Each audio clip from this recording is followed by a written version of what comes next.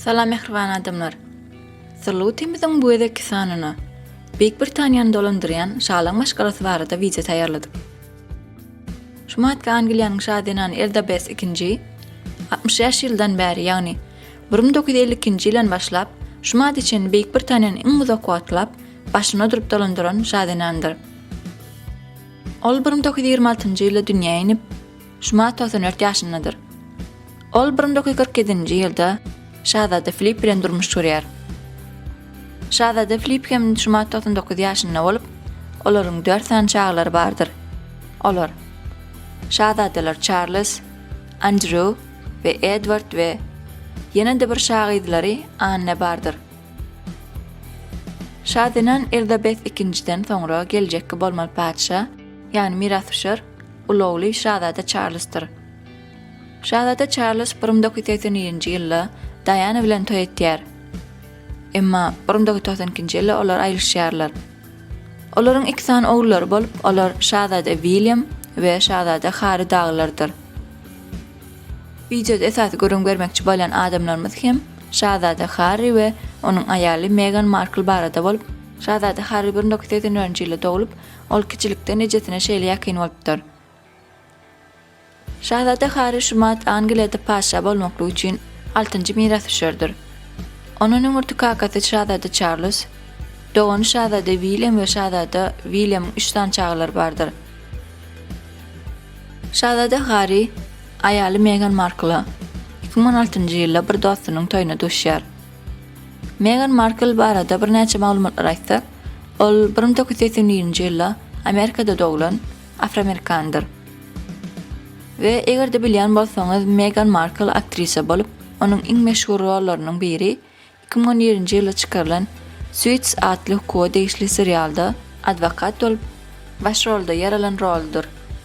Ve käbir maglumatlara görä, Şahzada Harry şol serial görüp, şonda Meganyň özüni alyp başyny gowurýar we toýda da gawat gelende onu has halap gowurendigi barada maglumatlar aýdylýar. Meghan hem soňra Harry'ni halap onuň sözüni alýar. Olaryň gürleşýändigi barada habarlar derrew ýaýrap, şalan maşgalasyny hem eşdilýär. Olar başda özü Angliýadan we aristokratlar maşgalasyndan däl bolan we üstesine de Afroamerikan, ýani gara tenli bolan gyzy şalan maşgalasyny almak islemeýärler. Olar bu zatlary Şahzada Harry'e düşündirýärler. Ýöne ol bu pikirlere karşı çıkıp, tanşanany bir ýyl soňra 2017-nji ýylda Meghan'a öýlenýär. Olar başda Windsor köşkünde ýaşap başlaýarlar. Windsor köşkü şalan maşgalasynyň 10-njy asyryň ahyryndan bäri Buckingham köşkünden daşary ýaşap gelen köşklerdir. Soňra Şahzada Harry we Meghan Markle şeýlerak title ýani ad berilýär. Duke and Duchess of Sussex. Ol diýmeklik hem Angliýanyň gün ortasyna ýerleşen Sussex diýen ýeriň hökümdary ýa-da şol ýeriň dolandyrjy diýen ýalmanda gat derece bolýandyr. We bilýän bolsaňyz, Angliýanyň ýerleri bir näçe böleklere bölünýär.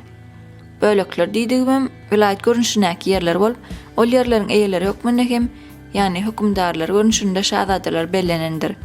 Misal üçin, Şahzada Charles Wales'in hökümdardyr. Şahzada William Cambridge'den ýeriň hökümdardyr.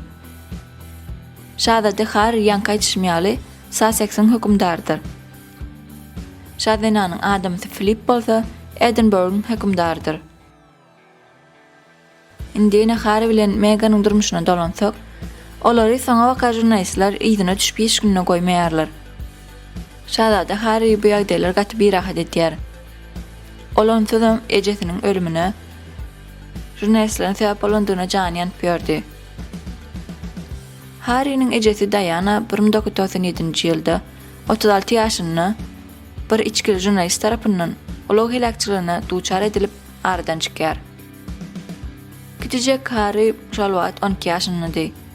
Ejesiniň aradan çykmagy oňa şeýle agyr diýär bolan, ol şondan bäri Meghan'a duşan wagtyna çenni känir durmuşda özüni bagly duýmaýardy. Harry we Meghan'yň söýgüleri barada 2018-nji ýylda film düşürýärler. Ol filmiň ady Harry we Meghan The Royal Romance adlı film bolup, türkmençe Harry we Meghan Śalykdaki süýgü ýa-da romantika adlı filmdir.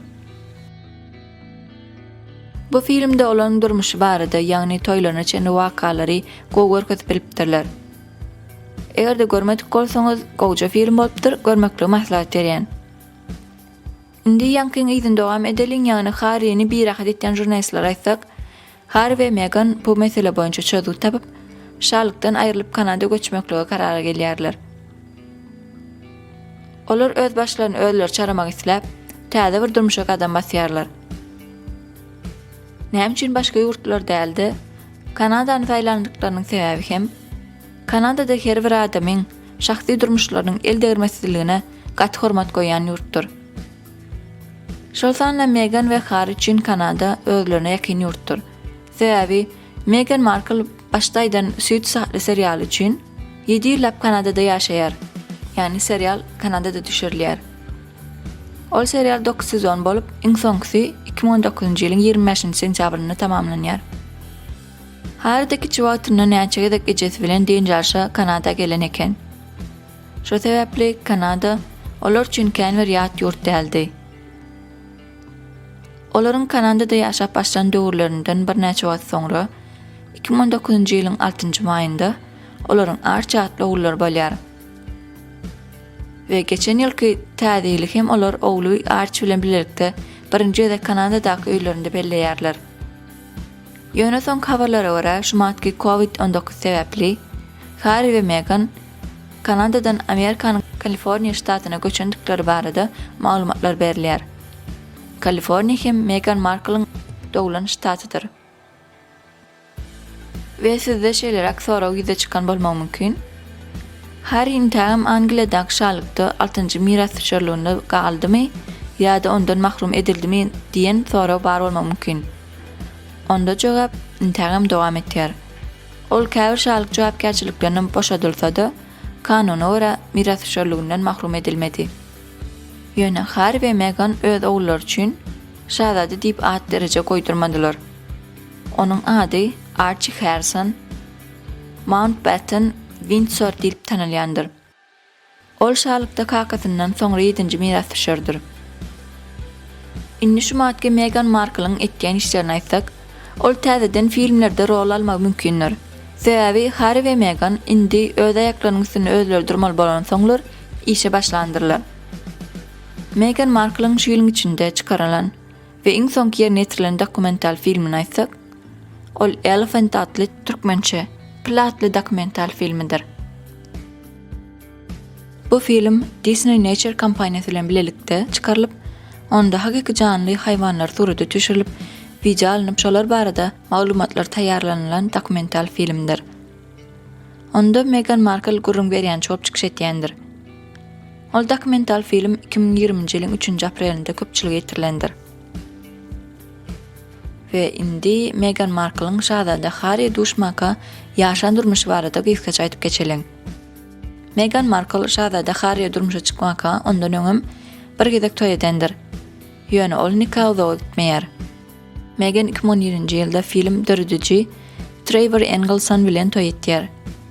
Ýöne olar 2013-nji ýyla aýryşýarlar.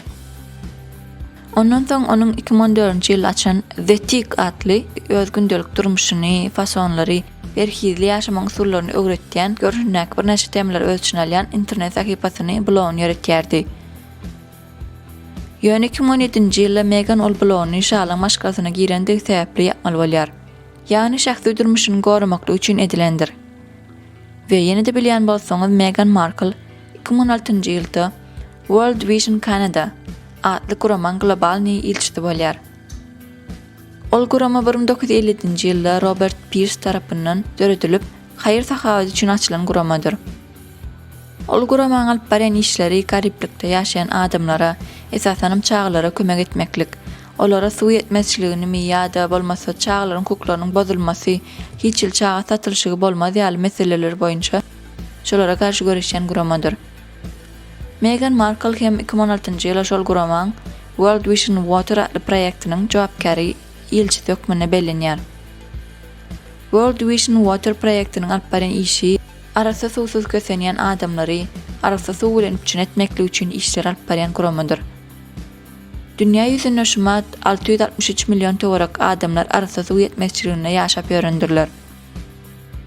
2017-2016 ýyllar aralygynda World Vision Canada guramasy arasa suwsuz kösenýän 5,5 milyon töwerek adamlary arasa suw bilen üçin etip bilendir. Meghan 2016 ýylyň fevral aýynda şol proýektiň işi boýunça Afrikada ýerleşen Rwanda döwletine gidip, ol ýerdäki arasa suwsuz kösenýän çağajyklary, adamlary arasa suw bilen üçin etip gaýdypdyrlar. Şoň üçin ulan pörün arasa suwlarymyzyň gatyryny biljek bolalyň. Boldugynyň tygşytlyrak ulanmalydyr. Şeýlelikde wideomyzyň soňuna geldik. Häzirlikçe hoş, sag bolun.